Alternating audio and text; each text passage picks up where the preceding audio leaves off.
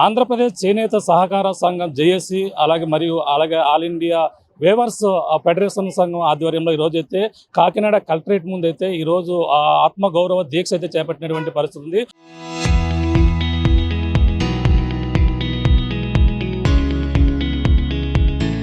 ప్రస్తుతం కాకినాడ కలెక్టరేట్ ముందు అయితే వాళ్ళ సమస్యల సాధనకే ఈరోజు ఒకరోజు దీక్ష అయితే చేపట్టారు. అలాగే ఇప్పుడు ప్రస్తుతం మొత్తం ఆంధ్రప్రదేశ్ సంబంధించినటువంటి ఆ యొక్క చేనేత సహకార సంఘం మొత్తం అన్ని సంఘాలు కూడా ఈరోజు అయితే భారీ ఎత్తున అయితే దీక్ష చేపట్టిన నేపథ్యంలో వాళ్ళ సమస్యలు ఏ విధంగా ఉన్నాయో మరిన్ని విషయాలు తెలుసుకునేందుకు ప్రస్తుతం ఆల్ ఇండియా వేవర్స్ సంబంధించినటువంటి అధ్యక్షులు పప్పుల దుర్గా రమేష్ గారు మరిన్ని విషయాలు తెలుసుకునే ప్రయత్నం చేద్దాం. చెప్పండి, ఏంటి మీ యొక్క ప్రధాన డిమాండ్ ఏంటి? ఈరోజు ఒక్కరోజు దీక్ష చేపట్టిన ప్రధాన కారణం ఏంటంటే? అంటే ఈరోజు ఒక్కరోజు దీక్ష కాదండి, మేము 13వ తారీఖు నుంచి 20వ తారీఖు వరకు ప్రభుత్వానికి సమయం ఇస్తూ చేనేతల యొక్క న్యాయమైన డిమాండ్లను పరిష్కరించండి చెప్పి అడుగుతూ ఉన్నాం. 20వ తారీఖు లోపు ప్రభుత్వం స్పందించకపోతే 21వ తారీఖు నుంచి ఆమరణ నిరాహార దీక్ష చేయాలని చెప్పి నిర్ణయం తీసుకోవడం జరిగింది. దీనికి మాకి యాక్చువల్గా చేనేత కార్మికులకు ఆకలి సమస్య అయినప్పటికీ ఇన్ని లక్షల జనాభా ఉన్న సామాజిక వర్గాలను పట్టించుకోకుండా వృత్తి బతకడానికి న్యాయమైన డిమాండ్లు అడుగుతున్న చేనేతలను పట్టించుకోవట్లేదు. కాబట్టి ఇది మాది ఆకలి సమస్య కాదు, ఆత్మగౌరవ సమస్య అని చెప్పి చేనేతల ఆత్మగౌరవ దీక్ష ఈరోజు ప్రారంభించడం జరిగింది. దీనికి గల ప్రధానమైన కారణం, మేము కొన్ని నెలలుగా కొన్ని సంవత్సరాలుగా సుమారు 6 సంవత్సరాలుగా చేనేత సహకార సంఘాలకి ఆప్కో నుంచి ప్రభుత్వం నుంచి రావాల్సిన 203 కోట్ల రూపాయల బకాయిలను వెంటనే విడుదల చేయాలి. ఇవి రిలీజ్ చేయకపోవడం వల్ల సహకార సంఘాలు వడ్డీలు కట్టలేక ఇబ్బంది పడుతూ ఉన్నాయి, నిర్వీర్యం అయిపోతూ ఉన్నాయి, కార్మికులకు పని కల్పించలేకపోతున్నారని ఒక ప్రధానమైన డిమాండు. రెండవ డిమాండుగా చేనేతల యొక్క వృత్తి బతకడానికి వాళ్ళ యొక్క అభివృద్ధికి సంక్షేమానికి గతంలో ఉన్న పథకాలు ఏవైతే ఉన్నాయో యార్న్ సబ్సిడీ, థ్రిఫ్ట్ ఫండ్, పావలా వడ్డీ రుణం, 2018 రుణమాఫీ, 30% రిబేట్ లాంటి పథకాలని పునరుద్ధరించాలని, అలాగే ఈ ప్రభుత్వానికి సహకార సంఘాలకి అలాగే కార్మికులకి మధ్య వారధిగా ఉన్న సహకార సంఘాల ఎన్నికలు 2018 తర్వాత నిర్వహించలేదు. దీనివల్ల ప్రభుత్వానికి కార్మికులకి మధ్య దూరం పెరుగుతూ ఉంది. కాబట్టి సహకార సంఘాలకి ఎన్నికలు నిర్వహించాలి. దీనివల్ల క్షేత్రస్థాయిలో చేనేత కార్మికుల యొక్క సమస్యలు ప్రభుత్వం దృష్టికి వెళ్ళే అవకాశం ఉందన్న మూడవ డిమాండ్గా, అలాగే బడ్జెట్లో తీవ్రమైన అన్యాయం జరిగింది. చేనేతలకి 1000 కోట్ల రూపాయల బడ్జెట్ ఉంటే కానీ సరిపోని ఈ రాష్ట్ర 4 లక్షల నుంచి 4.5 లక్షలు డైరెక్ట్ ప్రత్యక్షంగా పరోక్షంగా ఆధారపడి ఉన్న చేనేత సామాజిక వర్గానికి 1000 కోట్ల రూపాయల బడ్జెట్ కేటాయిస్తే పరోక్షంగా ప్రభుత్వానికి కూడా ఆదాయం వస్తుంది. కాబట్టి 1000 కోట్ల రూపాయల రివైజ్డ్ బడ్జెట్ కేటాయించాలని, అలాగే నేతన్న భరోసా 25,000 రూపాయలు ఇస్తామని చెప్పి ఎన్నికల హామీలో భాగంగా గతంలో చంద్రబాబు నాయుడు గారు చెప్పడం జరిగింది. గత ఆగస్టు 7వ తారీఖున ప్రకటించడం జరిగింది. దాన్ని రిలీజ్ చేయాలని, అలాగే ఏదైతే ఈ చేనేత సహకార సంఘాల దగ్గర ఉన్న నిల్వలు పేరుకుపోయి ఉన్నాయో ఆ వస్త్రాలను ఆప్కో కొనుగోలు చేసి మళ్ళీ ముడిసరికిచ్చి చేనేత సహకార సంఘాలకి కార్మికులకి పని కల్పించాలని, అలాగే ఏదైతే జిఎస్టీని రద్దు చేయమని చెప్పి మేము ప్రభుత్వాన్ని అడుగుతూ ఉన్నాం. ఇదొక డిమాండ్గా. ఈ సర్వ సమస్యలకి కారణం ఆప్కో ఎండి అలాగే హ్యాండ్లూమ్ కమిషనర్గా ఉన్న రేఖారాణిని బదిలీ చేస్తేనే ఈ సమస్యలన్నీ తీరుతాయి. ఆవిడ ఏదైతే కమిషన్ల కోసం కకృతిపడి టెక్స్టైల్ ఇండస్ట్రీని అలాగే మిల్లుల ద్వారా వస్త్రాలు కొనుగోలు చేస్తూ చేనేత నిర్వీర్యం చేస్తుంది. చేనేతల యొక్క క్షేత్రస్థాయి సమస్యలు ప్రభుత్వం దృష్టికి వెళ్లకుండా అడ్డుకుంటూ ఉంటుంది. కాబట్టి ఆప్కో ఎండి హ్యాండ్లూమ్ కమిషనర్ రేఖారాణిని బదిలీ చేయాలని ఈ 8 ప్రధాన డిమాండ్లుగా మేము ప్రభుత్వాన్ని ఈరోజు రిలే నిరాహార దీక్షలు ఈరోజు ప్రారంభించాం. 20వ తారీఖు వరకు వేచి చూస్తాం. 20వ తారీఖు వరకు మేము ప్రతిరోజు కూడా రిలే నిరాహార దీక్షలు చేస్తాం. 21 నుంచి మేము ప్రభుత్వం సానుకూలమైన స్పందన లేకపోతే మాత్రం ఆమరణ నిరాహార దీక్ష కూర్చుని ఆత్మత్యాగాలకైనా సిద్ధమని చెప్పి మేము ప్రభుత్వాన్ని హెచ్చరిస్తా ఉన్నాం. ప్రభుత్వం ఎన్నికల సమయంలో ఎటువంటి హామీలు ఇచ్చింది? ఇప్పుడు మొన్న ఇటీవల విద్యుత్ సంబంధించిన కూడా ఒక హామీ కూడా నెరవేర్చినట్టుగా తెలుస్తుంది. అది ఏ విధంగా ఉంది? అసలు మీకు అనుకూలంగా ఉందనుకుంటే?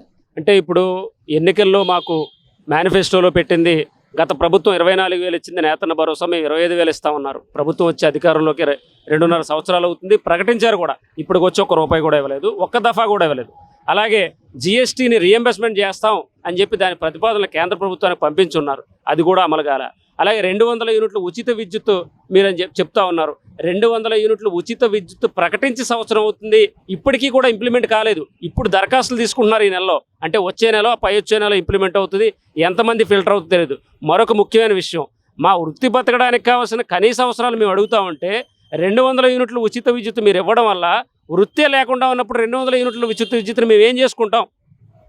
ఇప్పుడు పనుండి మగ్గాలుండి లక్ష మగ్గాలు ఉన్నాయనుకోండి, 1,00,000 మందికి ఉపయోగం ఉంటుంది. 1,00,000 మగ్గాలు 10,000 మగ్గాలకు వచ్చేస్తే ఆ 200 యూనిట్లు ఏ విధంగా ఉపయోగపడుతుంది? కాబట్టి ఇది సరైన విధానం కాదు. వృత్తి బతకడానికి మీరు కూర్చోబెట్టి కార్మిక సంఘాలని, ఉద్యమ సంఘాలని మొత్తం చేనేతల్లో ఉన్న మేధావుల్ని కూర్చోబెట్టి మాట్లాడండి. మేము అడుగుతున్న ప్రధాన డిమాండ్లు 8 డిమాండ్లే. రాష్ట్ర వ్యాప్తంగా నలుమూలలా మీరు ఎక్కడ అడిగినా సరే ఈ 8 డిమాండ్లు నెరవేరిస్తే, దీంట్లో కూడా మీరు గమనించాల్సిన విషయం ఏంటంటే ఫైనాన్షియల్ మ్యాటర్ ఒకటే ఉంది సార్. 203 కోట్ల రూపాయలు కూడా సంక్షేమ కార్యక్రమం కాదు, మేము పెట్టుబడి పెట్టి ప్రభుత్వానికి ఇస్తే ప్రభుత్వం అమ్మేసుకుని 6 సంవత్సరాలు అవుతుంది. అవి మా డబ్బులు, ప్రభుత్వం డబ్బులు కాదు. 25,000 రూపాయలు అన్నది మీరు ఇస్తానన్నది. మీరు ఇవ్వండి మానేండి, అది ఎన్నికల హామీ. నిలబెట్టుకుంటే వచ్చే ఎన్నికల్లో ధైర్యంగా ఓట్లాడగలుగుతారు, నిలబెట్టుకోలేకపోతే అడగలేరు. ఈ 2 ఫైనాన్షియల్ మ్యాటర్లు తప్ప మిగతావన్నీ కూడా ఆర్థికపరమైన అంశాలు కాదు. సార్ చెప్పండి, ఇంకా ఎటువంటి ఇబ్బందులు పడుతున్నారు? అసలు మీ ప్రధాన సమస్యల ఎన్నాళ్ళ నుంచి ఇబ్బందులు మీకు? నమస్తే అండి, నా పేరు సత్యప్రకాష్ దొంతంశెట్టి. నేను ఏపీ లివరీ సంఘాల ఫెడరేషన్ చైర్మన్గా చేస్తున్నాను. అయితే మాకు దుప్పట్లు నేస్తాం మేము, అంటే అది సైంటిఫిక్గా వేసవకాలం చల్లగాను, అదే శీతాకాలం కొద్దిగా వెచ్చగాను ఉంటుంది. అవి పిల్లలకి, హాస్టల్ పిల్లలకి గవర్నమెంట్ సప్లై. అది మాకు ఆర్డర్ ఇచ్చారు, అంటే మీరు తయారు చేయండి, ప్రొడక్షన్ ప్రోగ్రామ్ ఇచ్చారు. ఎప్పటి నుంచి 8 మాసాలకు ప్రొడక్షన్ ప్రోగ్రామ్ ఇచ్చి 8 మాసాలు కూడా తయారు చేసి మేము గొడవంలో మూలుగుతుంది తప్ప మా దగ్గర నుంచి పట్టుకెళ్ళడం లేదు. నా ఉదాహరణకు మా సంఘం, మాది హసన్ బాదా చేనేత సహకార సంఘం. మా దగ్గర పట్టుకెళ్ళిన అమౌంట్ 1,02,00,000 రూపాయలు ఈ వేళకు రావాలి. 17 మాసాలు, సంవత్సరం 4 మాసాల నుంచి మాకు పేమెంట్ రావాల్సి ఉంది 1,02,00,000 రూపాయలు. అది కాక మాకు ప్రొడక్షన్ తయారు చేసి 80 లక్షల రూపాయల స్టాకు గొడవంలో మగ్గుతుంది తప్ప ఆప్కో వాళ్ళు పట్టుకెళ్ళడం లేదు. వాళ్ళు ఆర్డర్ ఇచ్చిన ఇష్యూ ఇది. వాళ్ళు ఆర్డర్ ఇచ్చారు కాబట్టి పట్టుకెళ్ళాలి, కాకపోతే వాళ్ళు పట్టుకెళ్ళలేదు. పట్టుకెళ్ళకపోగా మా రాష్ట్రం మొత్తం మీద 80,000 బెడ్షీట్లు ఈ వేళకుంటే ఆప్కోలో కూడా 40,000 బెడ్షీట్లు ఉన్నాయని తెలిసింది. అయితే మా దగ్గర ఎలా ఉన్నప్పుడు ఆర్డర్ ఉందో ఆర్డర్ కూడా ఇవ్వలేదు. మొన్న లేటెస్ట్గా నేను ఆప్కో షోరూమ్ గొడౌన్కి వెళ్తే కిందంతా చెదపట్టేసి ఉంది. ఇది నేను అబద్ధం చెప్తున్నానని కాదు, మీడియా వారు వెళ్ళి అక్కడ ఆప్కో తోటలో చూస్తే చెదపట్టేసిన విషయం. మేము తయారు చేసిన బట్ట అలా చెదపట్టేస్తే ఎంత దారుణంగా ఉంటుందో మా ఆవేదన అర్థం చేసుకోవాలి. మేమేం అడగట్లేదు, మేము పని చేస్తాం, మాకు పని కల్పించండి అని అడుగుతుందా తప్ప గొంతెమ్మ కోరికలు ఏమి కావు. అది పెద్దలు, అధికారులు, మేధావులు గ్రహించవలసిందిగా మా మనవి చేసుకుంటాం.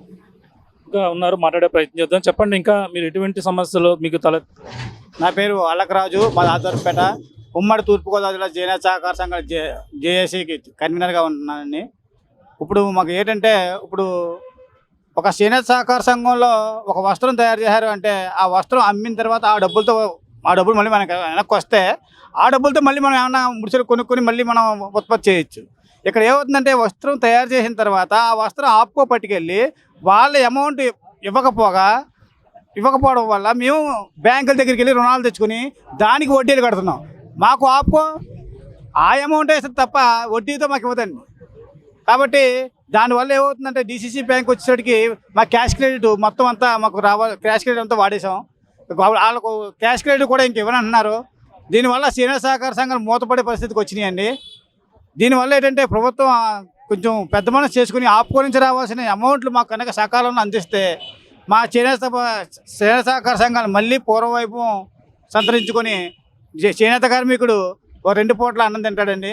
ఇంకొకటి ఏంటంటే, ఇక్కడ అవగాహన లోపం అది అధికారులకి ప్రభుత్వానికి ఉందో లేదా ప్రభుత్వానికి అధికారులకు ఉందో ఏమో తెలియదు. కానీ మేము ఎన్నిసార్లు వినతి పత్రాలు ఇచ్చినా సరే ఇక్కడ ఒక దగ్గర ఇచ్చిన తర్వాత ఇంకొక దగ్గరికి కానీ చెప్తున్నారు తప్ప ఆ నలుగురు కూర్చుని మా యొక్క సమస్యను మాత్రం పరిష్కరించట్లేదు.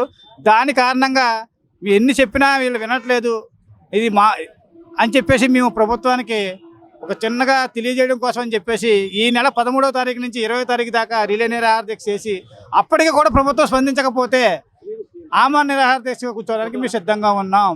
ఇది కేవలం ప్రభుత్వాన్ని హెచ్చరిక అనుకుంటుందో లేదా మా అభ్యర్థన అనుకుంటుందో అంతా కూడా ప్రభుత్వానికి విజ్ఞతగా వదిలేస్తున్నాం. ఇది పరిస్థితి ప్రస్తుతం అయితే ఏదైతే చేనేతల సహకార సంఘం ఆధ్వర్యంలో ఈరోజు ఆత్మగౌరవ దీక్ష అయితే చేపట్టారు. అలాగే మన ప్రధానంగా చూసుకుంటే ఆప్కో మరియు ప్రభుత్వం చేనేత సహకార సంఘాలు చెల్లించవలసినటువంటి 230 కోట్ల రూపాయలు బకాయిలు తక్షణం చెల్లించాలని కోరుతున్నారు. అలాగే చేనేత సహకార సంఘాలు అయితే తక్షణం ఎన్నికలు నిర్వహించాలని మరొక డిమాండ్. అంతేకాకుండా ఆప్కో ఎండి ఎవరైతే ఉన్నారో మరియు హ్యాండ్లూమ్స్ కమిషనర్ ఎవరైతే ఉన్నారో రేఖా రాణి ఐఏఎస్ అయితే చేనేత శాఖ నుంచి అయితే వెంటనే బదిలీ చేసి చేనేత ఆత్మగౌరవాన్ని కాపాడాలంటూ కూడా పలు డిమాండ్లు అయితే ఉంచడం జరిగింది. చేనేత ఇప్పుడు నేస్తం ఏదైతే ఉందో 25,000 రూపాయలకు పెంచాలంటూ కూడా చెప్పుకొస్తూ ఈ విధంగా అయితే ఈ రోజు నుంచి 21వ తేదీ వరకు కూడా రిలే నిరాహార దీక్ష చేపట్టి అలాగే ప్రభుత్వం నుంచి ఎటువంటి స్పందన లేకపోతే ఆ రోజు నుంచి అయితే దీక్ష చేపట్టేందుకు మొత్తం అంతా కూడా సిద్ధంగా ఉన్నామంటూ కూడా ఈ చేనేత ఏపీ చేనేత సహకార సంఘాలు జేఏసీ ఆధ్వర్యంలోని అలాగే ఆల్ ఇండియా వేవర్స్ సంబంధించినటువంటి ఫెడరేషన్ ఆధ్వర్యంలో కూడా ఈ రోజు అయితే కాకినాడ కలెక్టరేట్ ముందు అయితే భారీ ఎత్తున అయితే దీక్ష చేపట్టి వాళ్ళ డిమాండ్లు అయితే ప్రభుత్వం ముందు అయితే పెట్టినటువంటి పరిస్థితి ప్రధానంగా ఉందని చెప్పాలి. ఇది కూడా తాజా పరిస్థితి. కెమెరా అనిల్తో ప్రకాష్ RTV కాకినాడ నుంచి.